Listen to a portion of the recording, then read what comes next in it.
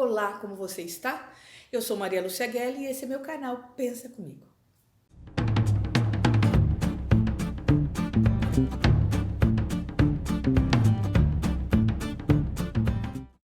Eu tenho perguntado para mim e para algumas pessoas o que elas têm aprendido ou têm ganho neste momento tão único e difícil que a gente está vivendo.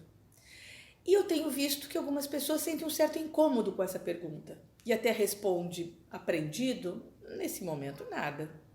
Ganho não tenho visto, eu estou vendo mais as perdas, um momento muito difícil. Ou até assim, não tenho pensado sobre isso, não parei para pensar sobre isso. Faz muito sentido. Porque quando nós estamos no meio de uma crise, seja ela qual for, ou até no olho do furacão, é muito difícil olhar para os ganhos, porque o que está mais visível para a gente são as perdas.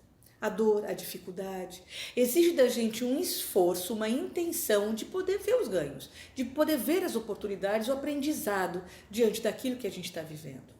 Agora é muito ruim a gente ficar só com a percepção da perda, a gente olhar para o cenário e só ter a sensação da ansiedade, do que está difícil, do que está complicado.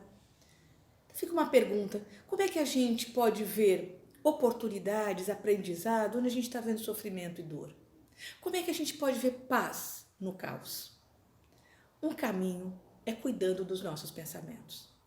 É cuidando e observando e estando atenta para calibrar a nossa percepção sobre a realidade. Quando eu pergunto como a gente vê paz no caos, a paz é interna. A paz mental vem de dentro. Quando a gente tem pensamentos pacíficos, pensamentos amorosos, a gente pode estender isso para a realidade. Então toda a possibilidade de eu ver paz, aprendizado, crescimento fora, no mundo externo, na nossa realidade, no nosso dia a dia, vem de dentro. Primeiro, eu preciso ter pensamentos dessa forma. Eu preciso olhar o mundo desta forma. A hora que eu tenho essa paz dentro de mim, que eu cultivo ela, que eu trabalho com pensamentos pacíficos e amorosos, eu vou estender e vou ver a paz no mundo, vou ver a paz nos meus relacionamentos, na minha realidade. Mas olha só, pensando sobre isso, pensando sobre a paz no caos, pensando sobre o que a gente pode aprender quando nós estamos diante de um momento difícil, eu me lembrei de um personagem que eu acredito que você também possa se lembrar dele. Esse personagem é um protagonista brasileiro e essa história remonta deste herói em 2004, há 16 anos essa história tem. E esse personagem chama-se Vanderlei Cordeiro de Lima, um maratonista que correu a maratona nas Olimpíadas da Grécia em 2004. E ele tem uma história muito bonita, porque nessa Olimpíada, não sei se você sabe, a maratona ela faz parte do último dia das Olimpíadas. E o final dela, ela entra, né, os corredores entram no estádio olímpico. E é o último dia onde vai ter a premiação, ou seja, o estádio está lotado. Vanderlei correndo a maratona, já estava na frente, 1h30 de prova, ele estava na frente dos concorrentes dele, grandes concorrentes. Você imagina que esses atletas treinam e se dedicam 4 anos para esse grande momento. E Vanderlei Cordeiro de Lima estava na frente, 1h30 já correndo, quando chegou no quilômetro 35. Já muito próximo, uma maratona tem em torno de 42 quilômetros e pouquinho, e já estava quase chegando para ter na mão dele a medalha de ouro. No quilômetro 35, um espectador irlandês invade a pista e agarra ele. No que agarra ele preso com esse irlandês, um outro espectador consegue tirar ele, né, salvar ele desse agressor, e ele continua correndo, extremamente dedicado para continuar a prova. Só que aí perdeu o foco, lógico. Tudo isso que aconteceu destabilizou ele. O segundo e o terceiro lugar passaram na frente dele. Ele chegou em terceiro lugar e recebeu a medalha de bronze. Mas não é sobre essa história que eu quero contar, porque isso ok. O que eu quero contar sobre este cara, sobre este atleta, que a hora que ele entra no estádio olímpico, ele é ovacionado por todo mundo que estava lá.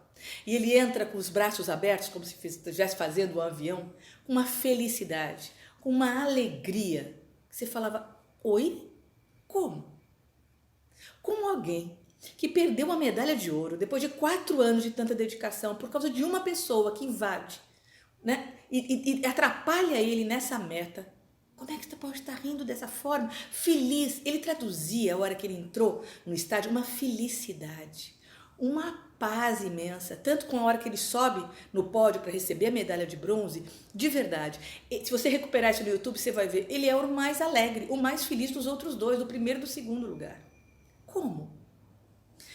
Fiquei pensando muito, isso me impactou tanto nesse como alguém que diante de tudo isto, que teria tudo para dizer, eu vou processar o Comitê Olímpico Internacional, vou processar Atenas, os Jogos Olímpicos, eu vou processar este cara que fez isso comigo, que absurdo, podia se vitimizar, podia só falar disto, podia contar milhões de histórias de como ele se preparou e no último momento ele perdeu tudo isso.